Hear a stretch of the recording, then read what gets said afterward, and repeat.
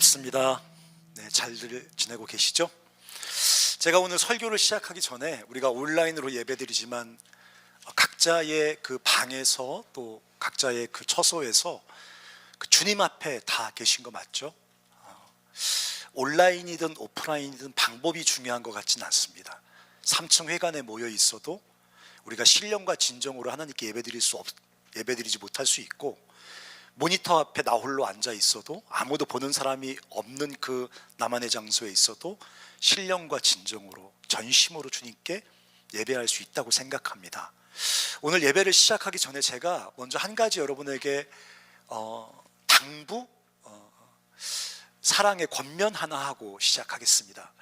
여러분, 예배는 관념적이거나 무슨 형이상학적인 신비한 행동, 신비한 어떤 종교 의식이 절대 아닙니다. 위로부터 임하는 어떤 특별한 감정이나 어떤 특별한 터치를 경험하기 위해서 드리는 종교 의식이 아닙니다.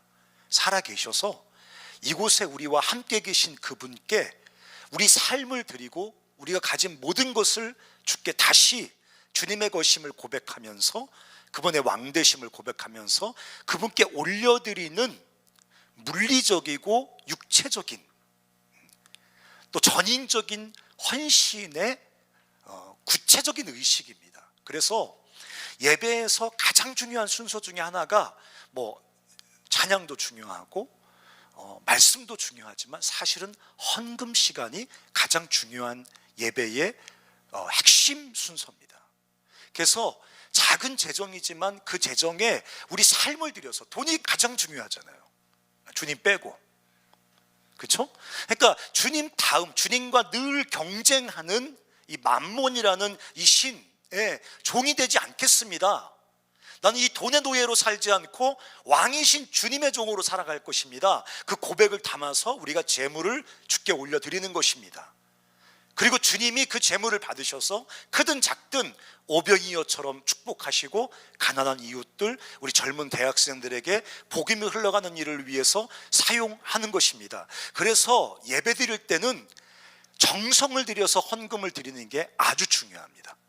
자, 이 시간 제가 일부러 미디어 팀에 부탁했습니다. 온라인 헌금 계좌가 있습니다. 여러분 폰뱅킹 다 하실 수 있죠? 폰뱅킹이라고 합니까? 참, 인터넷 뱅킹, 그렇죠? 네, 카카오뱅크에서 송금하실 수 있고 또 여러 가지 있지 않습니까? 근데 지금 핸드폰으로 헌금을 하지 않은 분들은 정말 주님께 기도하는 마음으로 헌금부터 하고 설교하겠습니다. 우리 간사님들, 사랑하는 형제와 자매들, 헌금하십시오. 주님께 주님의 경쟁신임을 자처하는 이 맘몬의 노예로 살지 않기로 작정하면서 이 시간 여러분 핸드폰을 꺼내서 여러분 계좌에 있는 소중한 재정을 주님께 드리시기 바랍니다. 여러분 동그라미를 잘 누르셔야 됩니다. 자칫하면 1,000원 하려고 했다가 따닥 눌러가지고 10만 원이 나가는 수가 있고, 간사님들 10,000원 하려고 했는데 따닥 눌러가지고 100만 원이 나가는 수가 있어요. 물론 이제 100만 원이 없겠지만, 네, 지금 마음을 다해서 헌금하시기 바랍니다. 제가 몇 주 동안 온라인 예배 때문에 여러분에게 얘기하려고 합니다. 왜? 헌금을 안 해요. 네. 여러분들의 헌금으로 운영되는 공동체는 아닙니다. 하지만 하나님은 이 예배에 두 가지를 받기 원하시는데, 여러분의 전인격을 받기 원하시고 또 하나는 여러분의 돈을 받기를 원하십니다. 말과 혀로만 사랑하지 말라는 것은 내 형제와 자매를 향해서만 있는 게 아니라 주님을 사랑하는 것도 말과 혀로만 사랑하면 안 됩니다. 돈으로 주님을 사랑해야 됩니다. 그게 가장 진실한 방법입니다. 자, 헌금하셨죠? 네, 헌금했으면 제가 오늘 창세기 12장 1절부터 5절까지 말씀을 읽고, 원래 창세기 12장 전체를 봐야 되는데 5절까지만 읽고 제가 오늘 조금 간단하게 여러분에게 나누고 싶은 말씀이 있습니다. 제가 읽겠습니다. 여호와께서 아브라함에게 이르시되 너는 너의 고향과 친척과 아버지의 집을 떠나 내가 내게 보여줄 땅으로 가라. 내가 너로 큰 민족을 이루고 내게 복을 주어 내 이름을 창대하게 하리니 너는 복이 될지라. 너를 축복하는 자에게는 내가 복을 내리고 너를 저주하는 자에게는 내가 저주하리니 땅의 모든 족속이 너로 말미암아 복을 얻을 것이라 하신지라. 이에 아브라함이 여호와의 말씀을 따라갔고 롯도 그와 함께 갔으며 아브라함이 하란을 떠날 때에 75세였더라. 아브라함이 그의 아내 사레와 조카 롯과 하란에서 모은 모든 소유와 얻은 사람들을 이끌고 가나안 땅으로 가려고 떠나서 마침내 가나안 땅에 들어갔더라. 여러분, 요즘 제가 간사님들과 함께 역사에 대해서 공부를 좀 하고 있습니다. 월요일 아침마다 졸린 시간이지만 그때 역사에 대해서 어떻게 복음이 이 땅에 확산되어져 왔고 이 세계는 어떻게 복음에 반응하며 그 복음은 이 세상을 어떻게 변화시켜 왔는지에 대해서 역사에 대해서 같이 공부를 하고 있습니다. 아주 재미있어요. 근데 역사를 보니까 역사가 항상 똑같은 기울기로 변화를 경험하고 있는 게 아닙니다. 역사에는 급변하는 시기가 있습니다. 역사에는 혁명같이 급하게 온 세계가 뒤집어질 듯 변화하는 그런 시기가 역사의 중요한 고비고비마다 있었습니다. 예를 들면 르네상스라는, 여러분 다는 뭐 자세히는 모르겠지만 르네상스라는 문예부흥 운동이 일어나면서 종교개혁이 일어났고, 종교개혁과 비슷한 시기에 계몽운동이 일어나면서, 다 듣던 얘기 아닙니까? 그렇죠? 그런 르네상스, 종교개혁, 계몽주의 운동, 이런 운동을 통해서 세계는 완전히 뒤집어졌습니다. 그때까지 인간은 아웃사이더입니다. 왕의 아웃사이더고 귀족들의 아웃사이더고 종교의 아웃사이더였습니다. 근데 인간이 신 앞에 단독자로, 개인으로 설 수 있는 인간이 역사의 중심에 서게 되는, 세계가 완전히 뒤집어지는 아주 결정적인 변화의 시기를 16세기, 17세기에 세계는 한번 경험을 합니다. 또 비슷한 시기에 과학혁명이 일어납니다. 우리는 지금 누리고 있는 대부분의 과학적인 어떤 혜택들, 어떤 그 기술들, 의학적인 어떤 발전들이 아주 먼 옛날부터 당연히 누려지던 무엇이라고 생각하기가 쉽습니다. 하지만 우리가 지금 누리고 있는 대부분의 의학적인 어떤 기술들, 또 과학과 정보 기술들은 17세기를 지나면서 급격히 거의 혁명 수준으로 변화를 경험했습니다. 그 과학혁명이라고 불리우는, 그 합리주의 혁명이라고 불리우는 그 혁명 역시도 세상을 뒤집어 놨습니다. 지금은 무슨 그런 어떤 사상적인 철학적인 변화나 어떤 과학적인 변화가 아니라 코로나19라는 하나의 작은 바이러스가 세상을 뒤흔들고 있습니다. 지금은 누구나 공공연하게 포스트 코로나 이후에 뉴노멀, 전혀 새로운 세상이 우리 앞에 다가올 것이다. 뉴노멀, 새로운 일상이 우리 앞에 다가올 것이다. 정치, 경제, 문화, 사회 모든 것이 변할 것이다. 교육도 지금 이미 변하고 있지 않습니까? 그렇죠? 모든 것이 변할 것이다. 이렇게 다 말하는 시대에 살고 있습니다. 표면적으로는 이 코로나19가 이 세상을 굉장히 강하게 흔들고 있습니다. 모든 사람들이 다 위기라고 얘기합니다. 모든 사람들이 굉장히 심각한 경제적인, 사회적인 혼란을 통과하고 경험할 것이라고 다들 떠들어댑니다. 세상이 흔들리는 격변과 혼란의 시기에 우리가 살고 있습니다. 근데 제가 역사를 공부해 보니까 그런 격변, 그런 역사적인 어떤 흔들림, 어떤 위기, 이런 것 배후에는 항상 하나님의 개입이 있습니다. 코로나가 하나님께서 일부러 세상을 징계하기 위해서 하나님께서 만들어 보내신 바이러스란 얘기를 하고 있는 게 아닙니다. 이 코로나는 인재입니다. 그럼에도 불구하고 어떤 요인으로 발생한 혼란과 위기든지 그 배후에 하나님께서 그것을 통해서 일하신다는 거예요. 이 코로나19로 야기된 이 세계가 흔들리는 이 위기와 격변의 시기, 이 배후에서 하나님은 일하고 계십니다.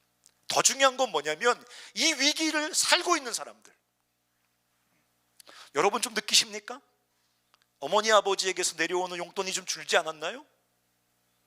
아버지가 한 잔 드시고 들어오시면 옛다 뭐 하면서 이렇게 뿌려주던 종이가 노란색에서 하얀색으로 점점 영자의 수가 줄어들지 않나요?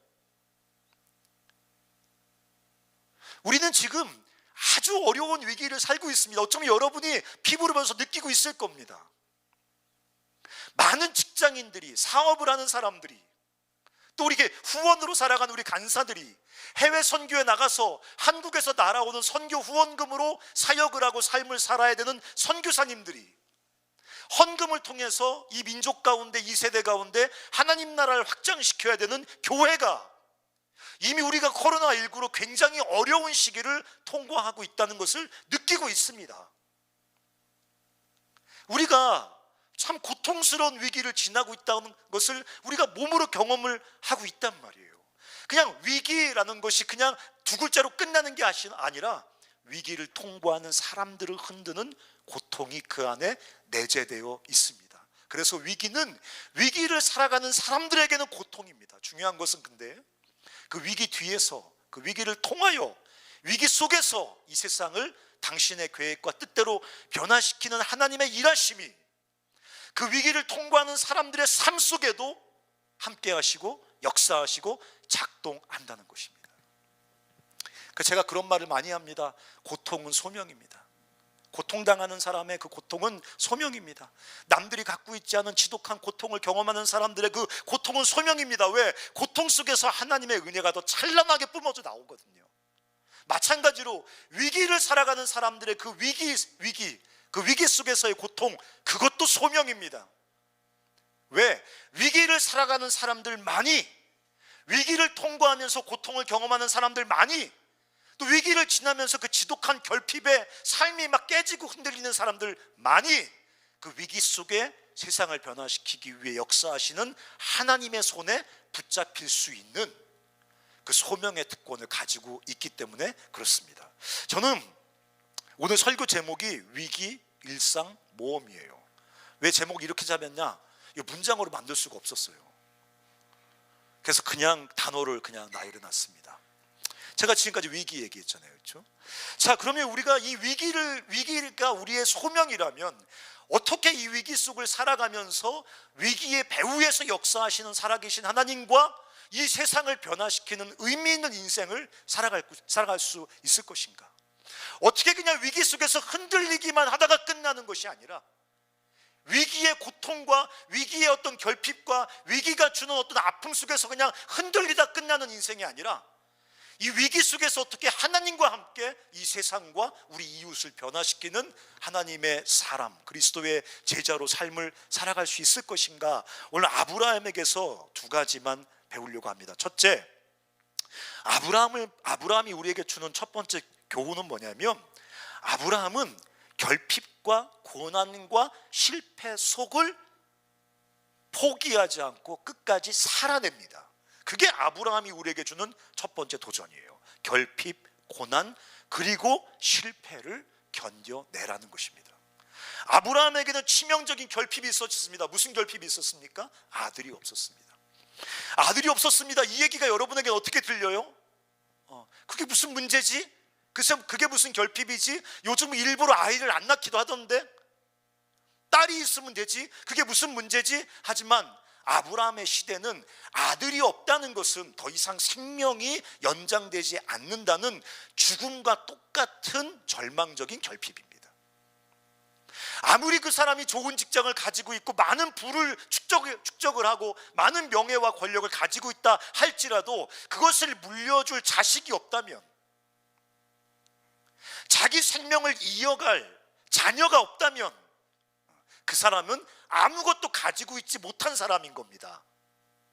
그런 의미에서 이 아브라함에게는 견딜 수 없는 치명적인 결핍이 있는 거예요. 아들이 없는 거예요. 그래서 아브라함 이야기 내내 아들이 없다. 이 아들의 결핍 문제가 아브라함의 이야기 전체를 덮고 있는 중요한 테마가 될 수 있는 겁니다. 아브라함은 치명적인 결핍을 가지고 있었습니다.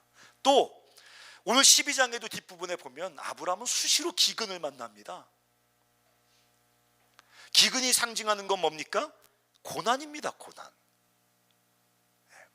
오늘 12장 후반부에 보면 하나님의 명령을 따라서 그 먼 거리를, 갈대아 우르에서 가나안까지 그 7,000km나 되는 그 먼 거리를 돌아서 순종해서 그 이사를 왔음에도 불구하고 그 땅에서 만난 건 뭐예요? 기근이에요. 가뭄입니다. 경제적인 심각한 고난입니다.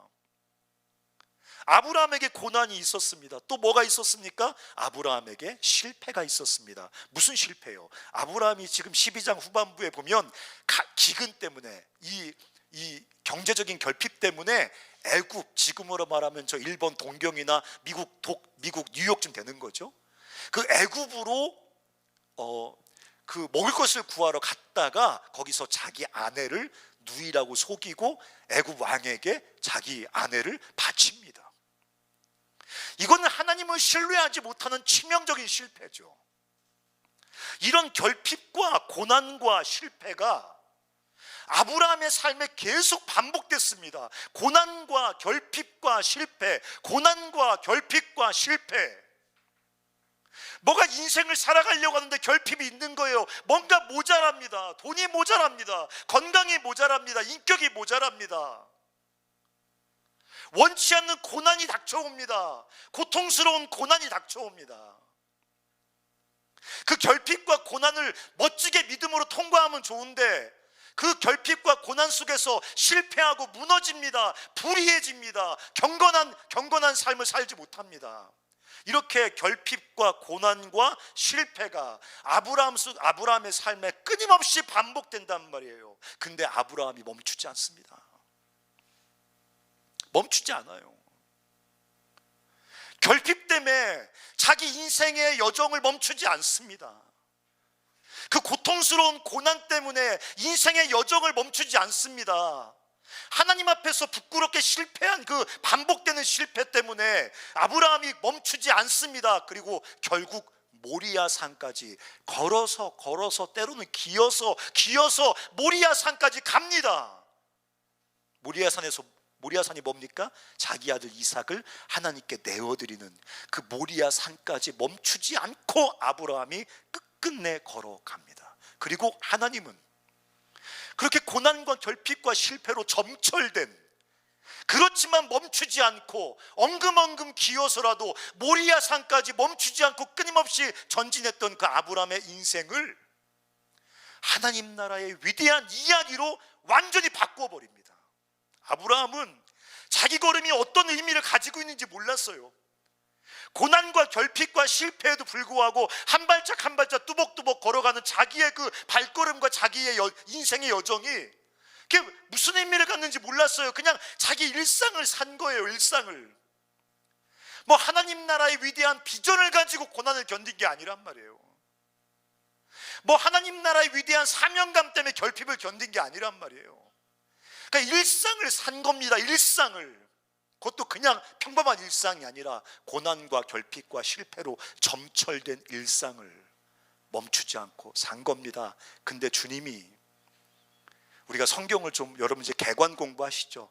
STC 시작하면 우리 함영민 간사님과 김수환 간사님의 개관 강의가 열리거든요. 여러분 그거 제가 아마 선착순으로 마감된다고 알고 있습니다. 여러분 빨리 등록해서 개관을 공부해 보시기 바랍니다. 성경 개관을 공부하다 보면 아브라함을 통해서 아브라함 스스로도 모르는 하나님의 놀라운 계획이 시작되는 거예요. 아담이 실패했죠. 또 그 노아 시대에 그 인류 공동체가 실패했죠. 그 노아의 후손들이 또 바벨탑에서 실패했죠. 도대체 하나님의 나라는 어떻게 되는 건가? 이런 질문을 갖고 창세기 읽다 보면 하나님께서 아브라함을 통해서 아브라함 때부터 전혀 새로운 하나님 나라의 진전을 만들어 내신단 말이에요. 그냥 아브라함은 막 때로는 막 엉금엉금 기어서 몸부림을 치면서 멈추지 않고 앞으로 간 것뿐인데, 일상을 그냥 치열하게 산 것뿐인데, 하나님은 그 일상의 라이프 스토리를 위대한 하나님의 나라 이야기로 써 버리셨다는 거죠. 사랑하는 형제자매 여러분, 여러분의 일상은 지금 어떻습니까? 아니, 사랑하는 형제자매 여러분, 여러분의 앞으로의 일상은 어떨까요? 포스트 코로나 뉴노멀 시대에 여러분의 일상은 어떨까요? 다들 얘기합니다. 이제까지 누렸던 20세기, 21세기에 누렸던 전 지구적 호황, 전 지구적 경제적 호황은 끝났다. 전 지구적으로 누리던 그 버블 경제, 그 허상의 경제, 그 숫자의 경제는 끝났다, 이렇게 말합니다. 여러분, 우리는 아마 여러분 이제까지 경험해보지 못했던 결핍을 경험할 수도 있을 겁니다. 이전 앞세대가 경험하지 못했던 참 고통스러운 고난을, 시련을 직면하여 살아내야 될 수도 있을 겁니다. 여러분, 그 속에서 멋지게 경건하게 믿음으로 통과하지 못하고 오늘 아브라함이 애굽에서 또 아비멜렉이란 왕 앞에서 2번이나 자기 와이프를 거짓말로 팔아먹었던 것처럼 그런 부끄러운 실패로 무너져 내릴 수도 있을 겁니다. 그럼에도 불구하고 결핍과 고난과 실패로 점철된 우리의 일상을 끝끝내 주님과 함께 살아내야 됩니다. 주님을 따라가야 됩니다. 넘어졌을 때는 주님의 은혜를 기대어 일어나야 됩니다. 할 수 있는 게 별거 없어 보일 때도, 내 일상이 초라하고 너무너무 무력해 보일 때에도, 어쩌면 1cm 1cm밖에 앞으로 갈 수 없을 때에도 그때라도 앞으로 멈추지 않고 걸어가야 됩니다. 그런 시시한 우리의 일상, 그러나 멈추지 않는 우리의 일상을 위대한 하나님의 나라의 이야기로 만드시는 것은 하나님이 하실 것입니다. 이 흔들리는, 어쩌면 위대한 변화의 진통을 겪고 있는 이 시대를 위해서 우리 인생을 쓰시는 하나님의 계획을 위기를 살고 있는 여러분들은 경험하게 될 것입니다. 아브라함이 우리에게 또 주는 또 하나의 중요한 도전이 있습니다. 그것은 뭐냐면, 아브라함이 치열하게 일생을 살아갔어요. 맞아요. 하지만 창세기 12장부터 쭉 읽어보면 아브라함이 기회가 있을 때마다 믿음의 모험을 실행합니다. 마치 이렇게 길을, 별 볼 일 없는 그 자갈밭 길을 걸어가다가 누가 흘린 보석을 줍는 것처럼 아브라함의 그냥 평범한 일상이 기록되어 있는 그의 이야기들 속에 보석 같은 믿음의 행동이 나옵니다. 뭐 무슨 세계를 뒤흔들 만한 위대한 발견이나 발명이나 혁명은 아니에요. 하지만 일상 속에서, 그 결핍과 고난과 실패로 점철된 일상 속에서 아브라함이 기회가 주어질 때마다 최선을 다해서 믿음의 모험을 합니다. 믿음의 모험을. 여러분, 어떤 이야기들이 등장합니까? 아시죠? 10상 14장에는 롯의 이야기가 나옵니다. 평범한 이야기예요. 이제 아브라함도 부자가 되고 자기 조카 롯도 부자가 돼서 한 땅에 그 둘이 머물기가 어려우니까 더 비옥한 땅을 자기 조카에게 양보합니다. so what? 뭐 이게 엄청 대단한 얘기입니까? 그게 무슨 역사를 뒤집는 혁명적인 이야기입니까? 페이버에 나오는 것처럼 자기 심장을 양보한 이야기입니까? 아닙니다. 그냥 작은 이야기예요. 하지만 아브라함도 그 비옥한 땅을 차지하고 싶었을 거 아니에요. 아브라함도 목축업을 하는 사람이니까, 자기 양과 염소가 많으니까, 소가 많으니까 비옥한 땅을 차지하고 싶었을 거 아니에요. 근데 그거를 양보했어요. 조카에게. 네가 비옥한 땅을 먼저 차지해라. 난 나머지 땅을 갖겠다.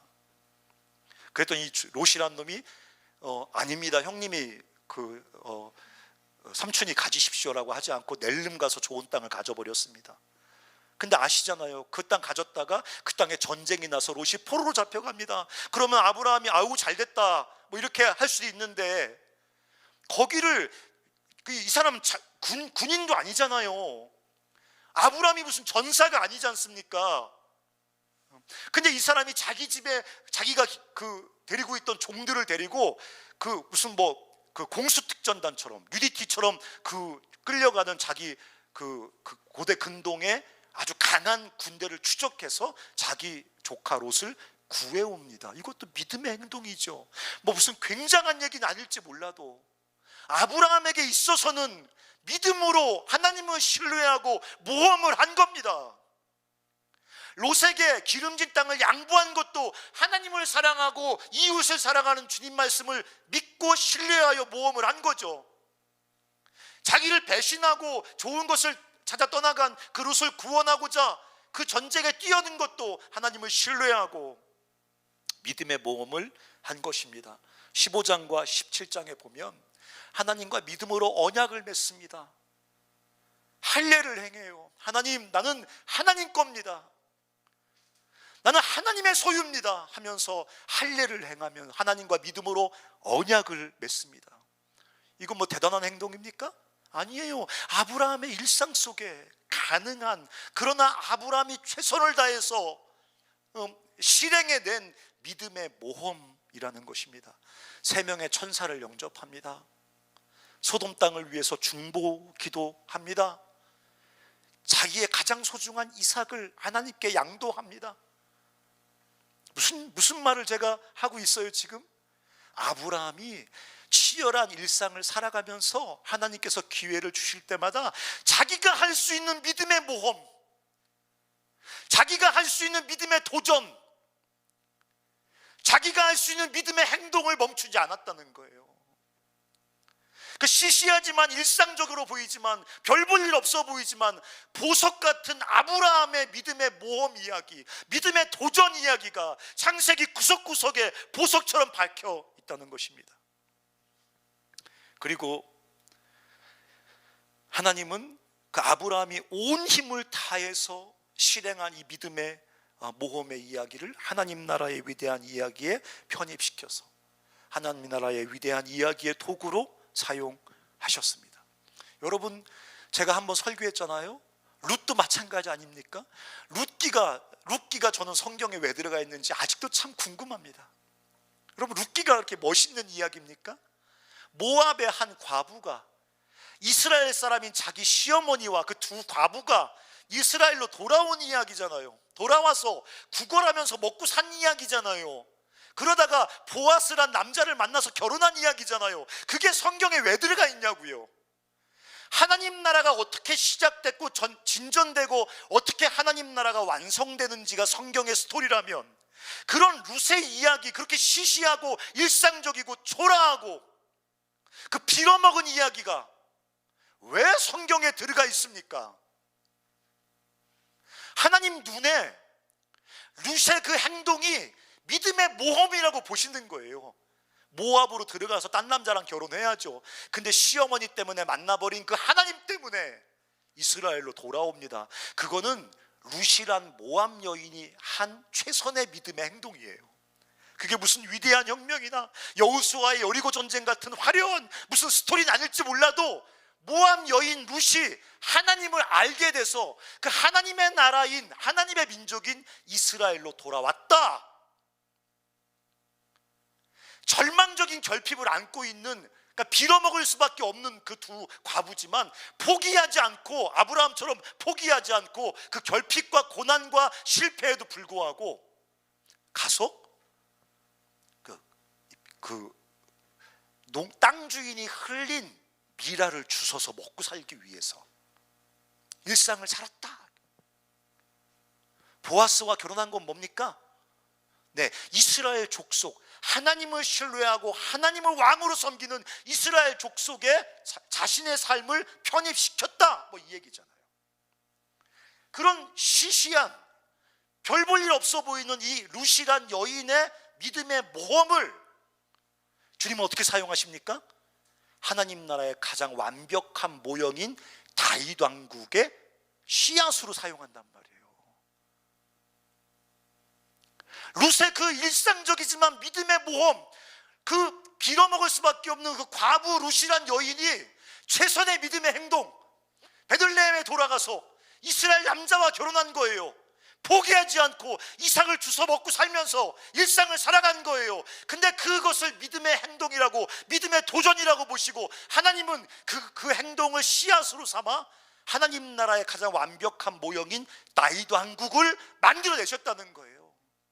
사랑하는 형제자매 여러분, 기회가 주어지면 포기하지 않고 게으름에 그냥 무너지지 말고, 그냥 그 기회를 스쳐 지나가지 말고 믿음의 모험을 하셔야 됩니다. 믿음의 행동을 해야 됩니다. 믿음의 실천을 실행해야 됩니다. 기독교는 가만히 앉아서 그냥 종교를 생각하거나 종교에 대해서 알아가거나 하나님에 대한 따뜻한 감정을 유지하거나 그런 종교가 아닙니다.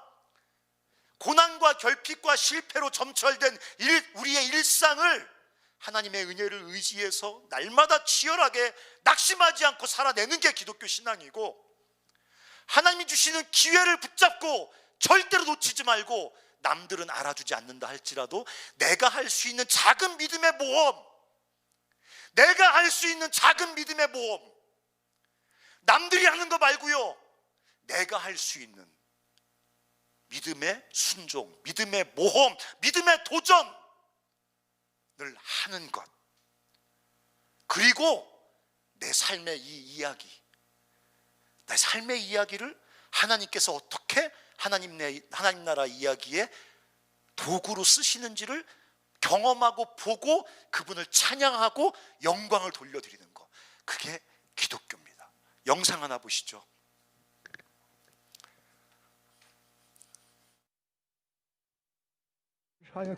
الفلوس اللي هنا على قد الاكل والشرب، فالولد راح طلع في السطوح راح بولع في نفسه، هو بيموت قال لها انا موتت نفسي علشان اوفر لاخواتي حق الانسولين، ونمت فوق حضنته بالبطانيه طلعت روحه في ايدي، وهو قال لها انا عملت كده عشان اوفر حق الانسولين.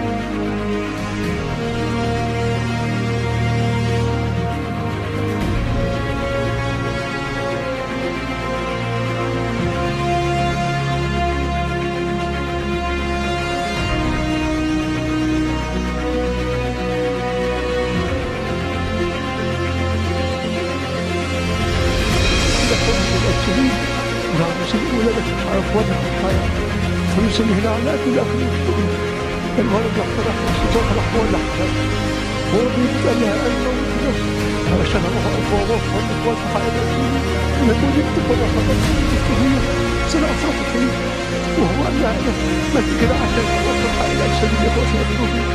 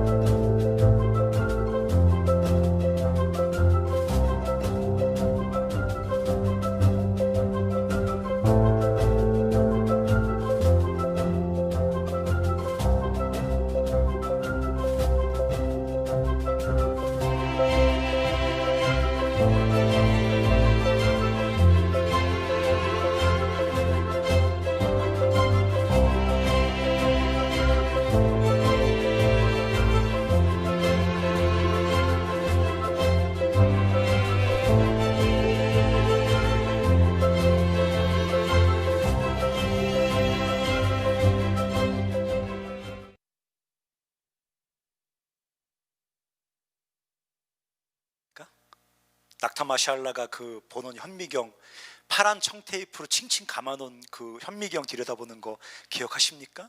여러분은 뭐를 위해 사시겠습니까? 삶을 조금 더 화려하게 만드는 거, 내 삶의 스토리를, 라이프 스토리를 조금 더 화려하고 조금 더 안락하게 만드는 거, 저렇게 청테이프로 칭칭 감은 볼품없는 현미경이 아니라 비싸고 첨단의 현미경을 쓰는 그런 여러분의 인생을 화려하게 만들고 안락하게 만드는 그 일을 위해 사시겠습니까? 아니면 치열하게 일생을 살아가면서 이 땅에 하나님의 나라가 도래하게 하기 위해서 끊임없이 순간순간 믿음의 모험과 믿음의 도전을 실행하며 하나님 나라의 스토리의 한 조각으로 여러분 삶을 살아내시겠습니까? 여러분, 이제 코로나가 점점 길어지고 있습니다. 이제 코로나, 온라인, 비대면 상황 이런 거 핑계대면서 계속 머물러 있으면 안 되는 겁니다. 사랑하는 형제와 자매 여러분, 이 위기의 시대 속에 하나님께서 어떻게 세상을 변화시킬 건가를 우리가 믿음으로 소망하고 기대하면서 결핍과 고통과 실패로 점철될 수 있겠지만 우리의 삶을 치열하게 살아가시기를 주의 이름으로 축원합니다. 그리고 주님이 주시는 기회를 따라서 믿음의 도전, 믿음의 모험, 하나님을 신뢰하고 이웃을 살아가는, 하나님을 신뢰하고 내 사랑하는 젊은 이웃들, 캠퍼스에 잃어버린 영혼들을 섬기고 살아가는 이 믿음의 모험과 도전을 아브라함처럼, 룻처럼 끊임없이 감행하는 우리 사랑하는 형제와 자매들, 코저널스들, 순장과 순원들 되시기를 주의 이름으로 축원합니다. 제가 한번 기도하겠습니다. 같이 우리 한번 기도했으면 좋겠습니다. 한번 기도할 때 하나님, 좋은 현미경, 좋은 옷 그런 거 다 뒤로 제껴놓고 자기 인생 속에 찾아온 그 충격적인 소명을 붙들고 50년 동안 그 거린들의 의료인이 되어서 평생 그렇게 어려운 사람들을 위해 살았던 낙타마샬라, 저 사람 크리스천 아닐 수도 있습니다. 하나님, 우리도 이 위기 속에서 위기를 살아가면서 치열하게 일상을 살아가게 해주십시오. 고난과 결핍과 실패 속에서 무너지거나 낭망하거나 절망하지 않게 도와주십시오. 지금 내 삶을 고난과 결핍과 실패가 덮고 있다고 해서 절망의 잠 속에 빠져들지 않게 도와주십시오. 예수님의 은혜와 사랑을 의지하여 다시 일상을 엉금엉금 기어서라도 살아내게 해주십시오. 주님, 작고 초라하고 볼품없지만 나에게 기회를 주시면 믿음의 모험, 믿음의 도전, 하나님의 나라를 위해서 젊은 이웃들을 사랑하기 위해서 이 땅에 하나님의 복음과 사랑을 뿜어내기 위해서 믿음의 모험과 믿음의 도전을 멈추지 않게 도와주십시오. 같이 한번 우리 각자의 자리에서 주님 앞에 기도하겠습니다.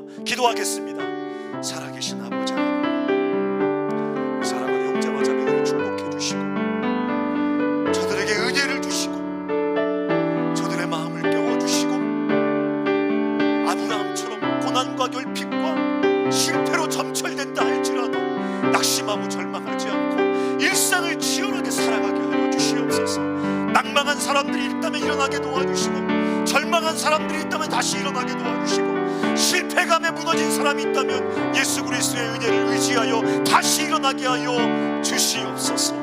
하나님 주신 기회를 따라서 부족하고 초라하다 할지라도 아버지 볼품없다 할지라도 믿음의 모험, 믿음의 도전 멈추지 않는 사람들 되게 도와주시고 우리 인생 속에 끊임없이 믿음의 도전의 이야기, 믿음의 모험의 이야기 끊임없이 만들어내는 하나님의 사람들 다 되게 하여 하나님 아버지, 행여나 이 위기를 살아가면서 어떤 고난과 결핍과 실패 때문에 낙심해 있는 지체들이 있다면 이 밤에 주님이 찾아가셔서 어깨를 두드려 주시고 하나님의 은혜로 만져주시고 그 하나님의 은혜 사랑 의지하여 다시 일어나게 하여 주시옵소서. 거듭되는 실패 때문에 깊은 절망의 잠에 빠져 있는 사람이 있다면, 자기 정죄에 빠져 있는 사람이 있다면 이 시간 예수님의 십자가를 기대어 거기서 다시 일어나게 하여 주시옵소서.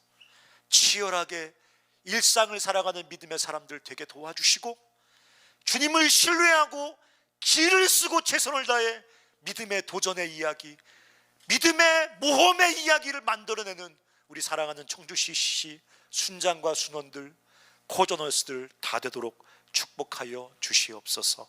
예수님의 이름으로 기도합니다.